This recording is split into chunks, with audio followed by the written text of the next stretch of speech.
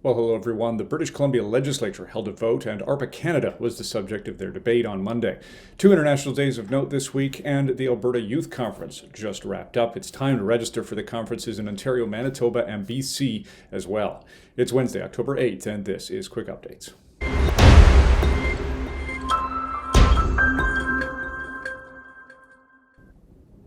Here's Levi with an update about what happened in the British Columbia Legislature on Monday. Hey everyone, a heavy development here. The BC Legislature just wrapped up voting on a motion to condemn ARPA and our positions on gender and sexuality and abortion. Now this came about because last April we held a reception at the BC Legislature to talk about various issues, but particularly provincial safeguards around medical assistance in dying or euthanasia and medical transitions for minors. But the government decided on its very first day back in the fall sitting to put forward a motion condemning ARPA and ARPA's stance on these various issues, decrying them as intolerant and hateful.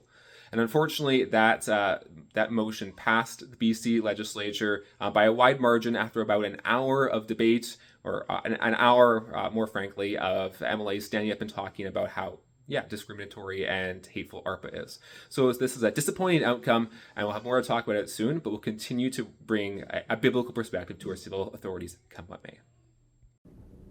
Thanks so much, Levi. This Friday is World Mental Health Day, and Saturday is International Day of the Girl. Daniel and Naomi speak to each of these important dates. Hey everyone. This Saturday, October 11, is International Day of the Girl. Declared by the United Nations, this day celebrates the potential of girls, promotes gender equality, and highlights challenges that they face, from lack of education to gender-based violence and discrimination. Now, while many people recognize the importance of protecting women and girls, few know about a form of discrimination that actually targets the most vulnerable girls of all, and that is sex-selective abortion.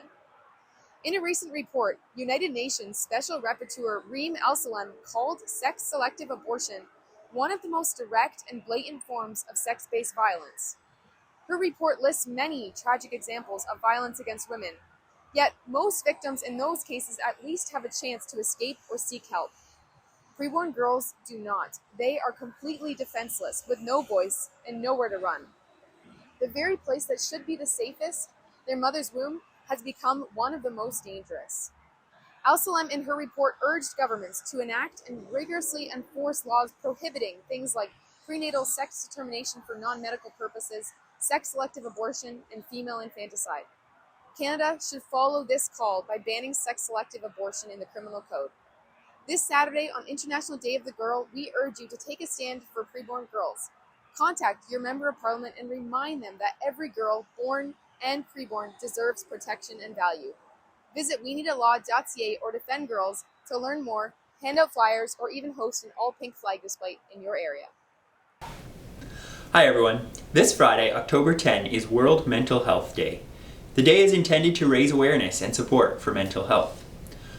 While our government might talk about the importance of mental health and the value of suicide prevention, they continue to ignore the scheduled expansion of euthanasia for those with mental illness. World Mental Health Day is an opportunity for us to encourage the government to promote suicide prevention, not suicide assistance. If MP Tamara Jansen's Bill C-218 passes, it would repeal the expansion of euthanasia to those with mental illness, and it's scheduled to be debated later this fall. We encourage you to use this opportunity to ask your MP to support Bill C-218, to promote mental health and suicide prevention, and to care for, not kill, those who are suffering from mental illness. The Alberta Youth Conference took place this past weekend. It was a great time of learning, activities, and lots of fun, too. It's a fantastic way to kick off another year of reform political action for our school clubs. Now is the time to sign up for Ontario, Manitoba, and BC youth conferences. Go to arpacanada.ca/youth2025 to register today. Hi there, we're the CCS ARPA Club, and we just hosted the ARPA Conference here in Colda, Alberta. During the conference, we learned to be unashamed of our faith and stand by our beliefs. We also got to lead our own apologetics led by our students. We also got to experience fellowship with the other youth through things like sports, a dinner, attending the Life Chain in Lethbridge, and doing a work project for Rehoboth, which is an organization that helps the disabled. A great thanks to all that came out. Your participation is what made this event great. Well, that's it for quick updates this week. Thanks to you for watching. Please do like, share, and subscribe, and we'll see you next week.